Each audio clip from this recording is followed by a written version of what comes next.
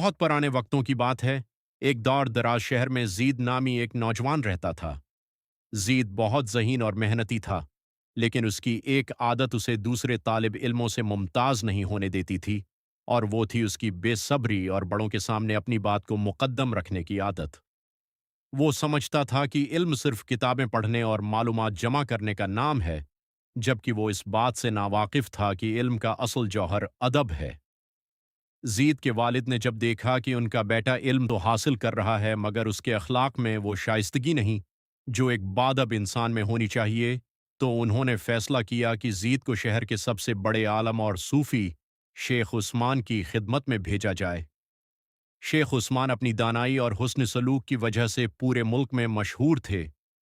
زید جب شیخ عثمان کے مدرسے پہنچا تو اسے توقع تھی کہ اسے فوراً بڑی بڑی کتابیں پڑھائی جائیں گی، لیکن پہلے ہی دن شیخ نے اسے ایک عجیب کام سونپا۔ شیخ نے کہا، بیٹا زید، یہاں علم حاصل کرنے کی پہلی شرط یہ ہے کہ تم 3 ماہ تک مدرسے کے باغ کی دیکھ بھال کرو گے اور یہاں آنے والے بوڑھے مسافروں کی خدمت کرو گے۔ زید کو یہ بات بہت عجیب لگی۔ اس نے دل میں سوچا، میں یہاں علم سیکھنے آیا ہوں یا مالی بننے؟ لیکن والد کی نصیحت یاد کر کے وہ خاموش رہا۔ بڑوں کا ادب اور تجربہ کچھ دن گزرے۔ ایک دوپہر ایک بہت بوڑھے شخص مدرسے کے سائے میں آرام کرنے آئے۔ وہ بہت تھکے ہوئے لگ رہے تھے۔ زید باغ میں کام کر رہا تھا۔ بوڑھے شخص نے پیار سے پکارا، بیٹا، کیا مجھے تھوڑا سا پانی مل سکتا ہے؟ زید نے جھنجھلا کر جواب دیا، بابا جی، میں ابھی کام میں مصروف ہوں، آپ خود گھڑے سے پانی پی لیں۔ اسی وقت شیخ عثمان وہاں سے گزر رہے تھے۔ انہوں نے یہ منظر دیکھا تو ان کا چہرہ سرخ ہو گیا۔ انہوں نے خود آگے بڑھ کر بوڑھے مسافر کو پانی پلایا، ان کے ہاتھ دھلوائے اور انہیں آرام دہ جگہ بٹھایا۔ جب وہ مسافر رخصت ہو گئے تو شیخ نے زید کو اپنے پاس بلایا۔ غیر ادب کے شیخ عثمان نے نہایت نرمی سے فرمایا، زید، یاد رکھو، اسلام ہمیں سکھاتا ہے کہ جو ہمارے بڑوں کی عزت نہیں کرتا وہ ہم میں سے نہیں ہے۔ علم ایک نور ہے، اور یہ نور صرف اس برتن میں ٹھہرتا ہے جو ادب سے بھرا ہو۔ یہ بوڑھے شخص شاید تم سے زیادہ کتابی علم نہ رکھتے ہوں، لیکن ان کے پاس زندگی کا وہ تجربہ ہے جو کسی کتاب میں نہیں ملتا۔ جب تم کسی بڑے کی خدمت کرتے ہو تو ان کے دل سے نکلی ہوئی دعا تمہارے علم کے راستے کھول دیتی ہے۔ زید کو اپنی غلطی کا احساس ہوا اور اس نے معافی مانگی، لیکن ابھی اس کا امتحان باقی تھا۔ ایک دن شیخ عثمان اپنے شاگردوں کو قرآن کی ایک آیت کی تفسیر سمجھا رہے تھے۔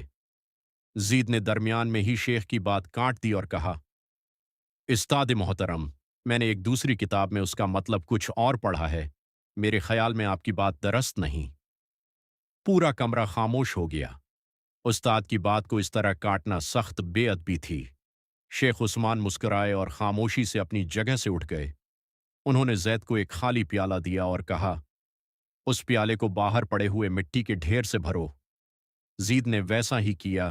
جب وہ بھر کر لایا تو شیخ نے کہا، اب اس میں دودھ ڈالو۔ زید بولا، حضور، یہ تو مٹی سے بھرا ہے، اس میں دودھ کی جگہ کہاں ہے؟ شیخ نے فرمایا، بالکل اسی طرح تمہارا ذہن تمہاری اپنی رائے اور تکبر سے بھرا ہوا ہے۔ جب تک تم اپنے استاد کے سامنے اپنے ذہن کو خالی نہیں کرو گے اور یہ تسلیم نہیں کرو گے کہ تمہیں ادب کے ساتھ سننا ہے، تب تک میرا علم تمہارے اندر نہیں سما سکتا۔ استاد کا مرتبہ اسلام میں باپ کے برابر ہے، اور باپ کی بات کے سامنے اپنی آواز نیچی رکھنا ایمان کا حصہ ہے۔ زید کے دل پر یہ بات تیر کی طرح لگی۔ اسے سمجھ آ گیا کہ وہ کیوں علم حاصل کرنے کے باوجود سکون سے محروم تھا۔ اس دن کے بعد زید بالکل بدل گیا۔ وہ اپنے استاد کے جوتے سیدھے کرتا، ان کے بولنے سے پہلے خاموش رہتا اور شہر کے ہر بزرگ کی خدمت کو اپنی سعادت سمجھتا۔ وقت گزرتا گیا اور ایک دن ایسا آیا کہ شیخ عثمان نے اسے اپنا جانشین مقرر کیا۔ جب لوگوں نے شیخ سے پوچھا کہ آپ کے پاس اتنے بڑے بڑے عالم تھے، آپ نے زید کو کیوں چنا؟ شیخ نے جواب دیا، باقی سب نے علم سیکھا مگر زید نے ادب سیکھا، اور جس نے ادب سیکھ لیا اس نے اللہ کو پا لیا۔